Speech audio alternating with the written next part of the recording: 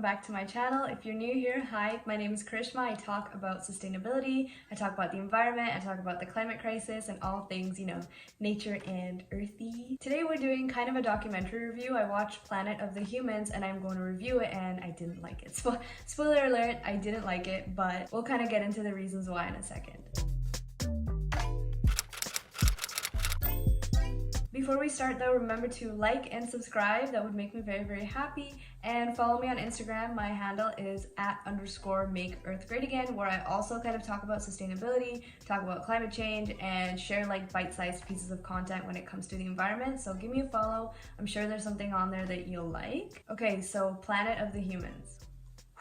I have so many thoughts about this documentary. First of all, I didn't know how popular it was. I posted on my Instagram story asking for recommendations on documentaries about green energy because I kind of realized I have a little bit of a gap in my knowledge when it comes to the environment surrounding green energy, so I asked for my followers to give me some recommendations. Planet of the Humans came up a few times, and some of my friends were saying, you know what, watch this, it's so great, it opened our eyes to a side of green energy that we'd never considered before. And some of my other friends, I'm gonna call you out, Grace Young, hi, miss you.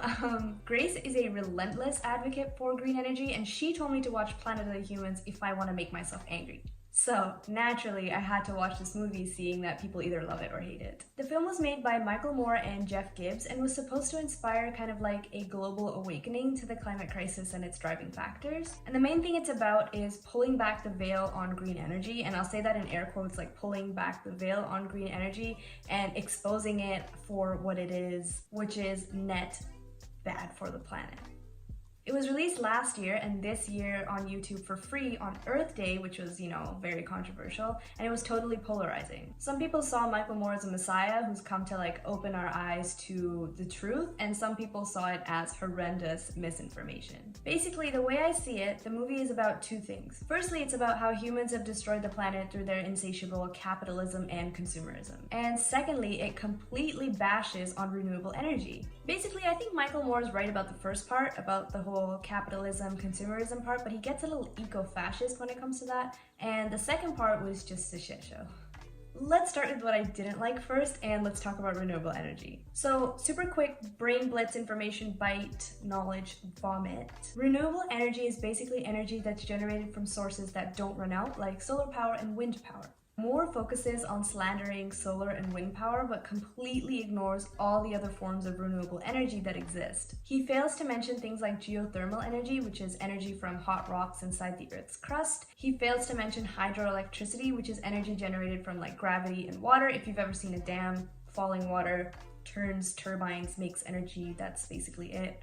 I'm a scientist, can you tell? He doesn't mention things like tidal power, and he doesn't mention nuclear power, which is a whole other ballgame. Like, it's a whole other video that I might make someday. I can't give it the justice it deserves in this video, but basically, there are lots of people that believe that our entire planet could run on nuclear power one day. Renewable energy is seen as an alternative to fossil fuels, with the main advantage being, well, firstly, the main advantage is that they don't run out, and secondly is that they don't emit greenhouse gases, which is the leading cause for global warming and rising temperatures, and why the climate crisis is a crisis. His argument is that renewable energy actually does more harm than good. And I'll go through some of the examples that he brought up in the video to kind of illustrate what he was trying to say and why they're wrong. He bashes on electric cars, and his argument is that they're just as bad as regular cars because when you charge them up, you're using power from your grid, which again comes from fossil fuels. He's not wrong about that, but let's dig into the logic of that for 1 second. Hypothetically, if both cars, both gas and electric, are powered by fossil fuels, which isn't true all the time because some electric cars are in countries that are 100% run on renewables, and we'll talk about that later. But cars that run on electricity don't produce near as much in terms of carbon emissions as compared to cars that run on internal combustion, which is cars that you fill up with gas. Cars that run on gas or petrol produce 5 to 7 times more in terms of carbon emissions than an electric car. That in and of itself makes an electric car more green than a regular car. So again, he's not telling the full story, and his logic has a lot of holes. Not to mention that the clips that he used for this scene are over 10 years old, and this is a trend for Planet of the Humans. He uses a lot of old data, and I'll talk about it again, but a lot of the data that's presented in the film is old as hell and doesn't have a date and doesn't have a source. I was always taught to dig into where my data comes from because garbage in, garbage out. Data is what backs up any good argument, and if your data is trash, so is your argument. He uses old data to completely crucify wind and solar power and claims that solar panels, for example, have only 7% efficiency. If you update that with 2020 numbers, it's 3 times that. And then he goes on to kind of associate a lot of damaging externalities and damaging qualities of renewable energy that also apply to fossil fuels, but doesn't mention that second part. He talks about how long it takes for renewable energy plants to get set up and running before they actually start generating electricity, but then he doesn't mention that fossil fuel plants are the same. Like a coal plant, a regular coal plant, requires 60 minutes to get fully set up before it can start burning coal. In the same vein, he shows a really cheesy montage of these machines like digging up the earth, cutting down trees to extract things like rocks and minerals to make the materials that go into making a solar plant. What blew my mind is when he's going through these things, he's showing, like in the montage, there's a caption like, oh, this is how silicon is extracted, and there's like a big digger digging up the earth and it looks ugly, and then things like tin and aluminium and lead, and I'm thinking, wait, you're saying that these things have to be extracted to make a renewable energy plant,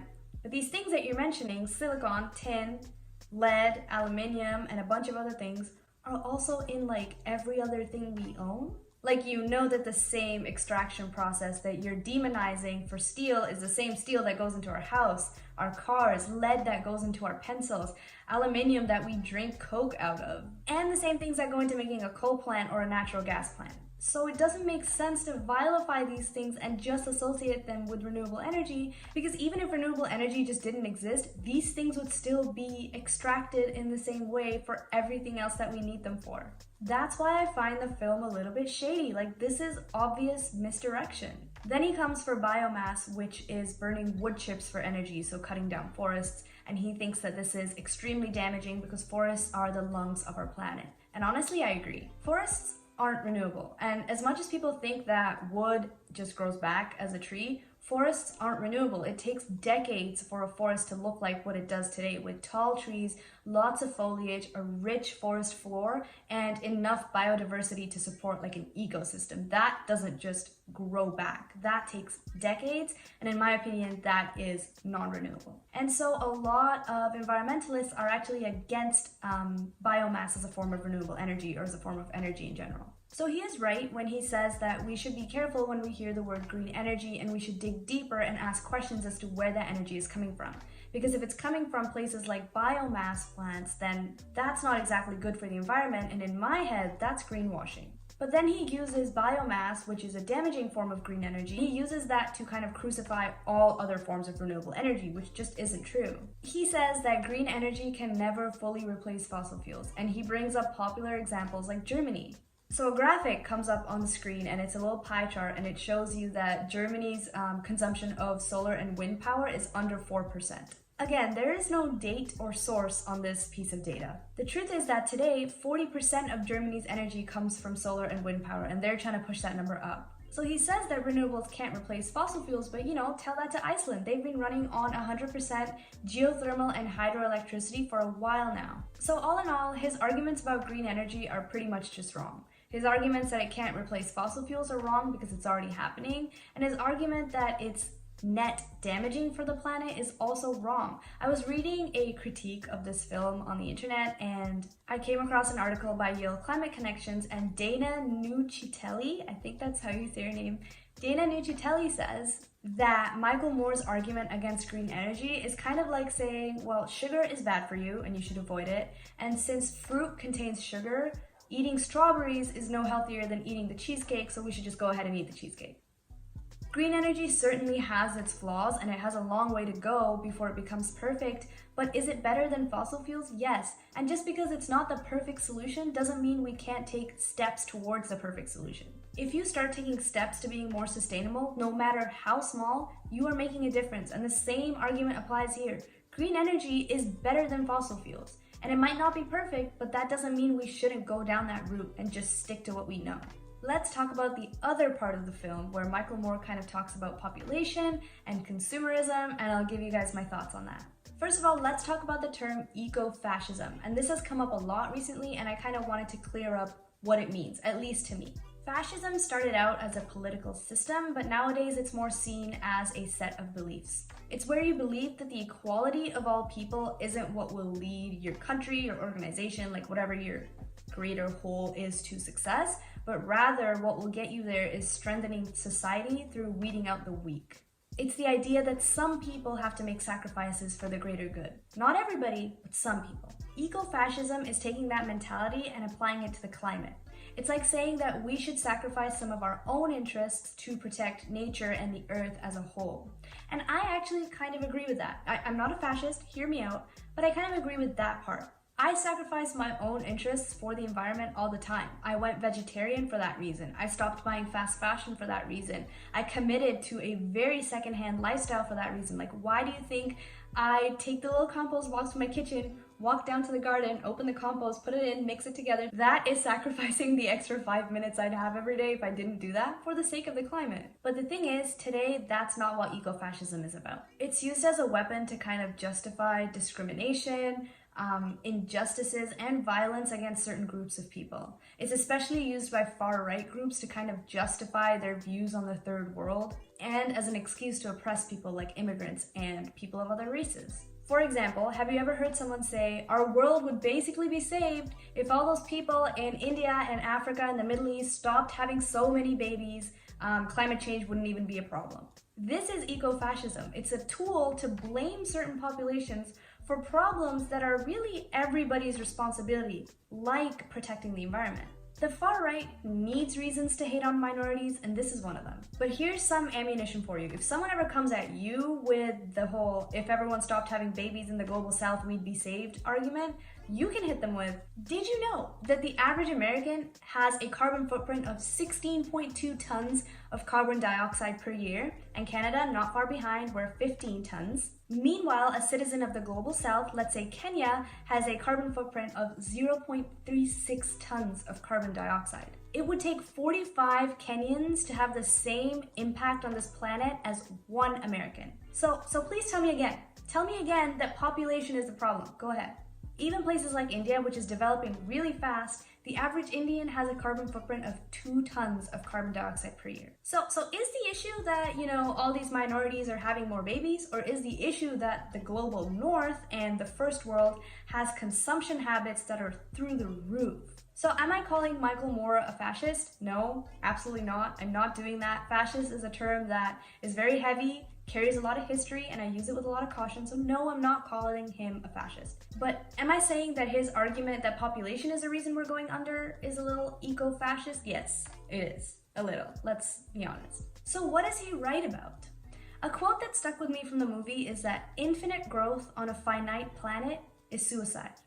That goes to say, when we look for economic growth, which is what all of our governments prioritize, we forget the fact that actually growth comes from resources, and resources are limited, so how can we expect to just keep growing and growing and growing? The way I see it, first world citizens, our consumption is absolutely ridiculous. And I'm not saying I'm innocent. I consume more than I should, even though I make conscious efforts to cut down on that. There is a long way to go for me too, and we consume way too much. And the thing is, our government encourages it.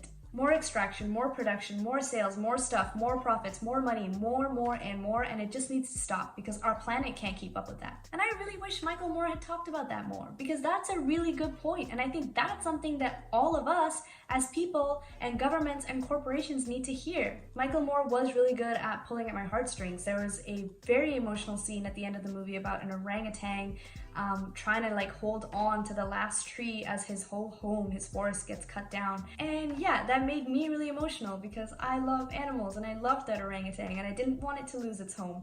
But I also know that Michael Moore and his absolute slandering of green energy isn't gonna get us to a place where things like this don't happen, because what he's doing is dividing the climate movement. So many ex-environmentalists left the movement because they kind of believed the misinformation that Michael Moore put out in his video.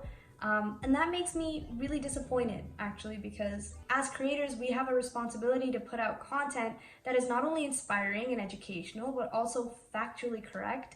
And I feel like Michael Moore failed in doing that. So, final thoughts. Should you watch Planet of the Humans? No, there are lots of other good documentaries out there that you can watch to educate yourselves, and Planet of the Humans is just not one of them. Should you support green energy? Yes, but as with all things, I urge you to be critical. Ask the tough questions and take everything with a grain of salt, because there's a good and bad side to everything, and it's important that we weigh that. And my last takeaway for you would be, take a look at your own consumption, because that's what drives the demand for energy, and if we can cut down on that, that's what's going to save our planet at the end of the day.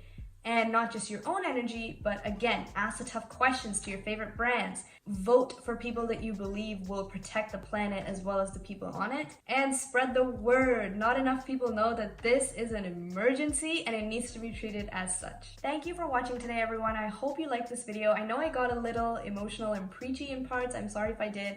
But leave a comment down below if you've seen Planet of the Humans, what you think about it, and if you want to recommend any other renewable energy documentaries to me. I'm always open to that. And have a great rest of your day. Goodbye.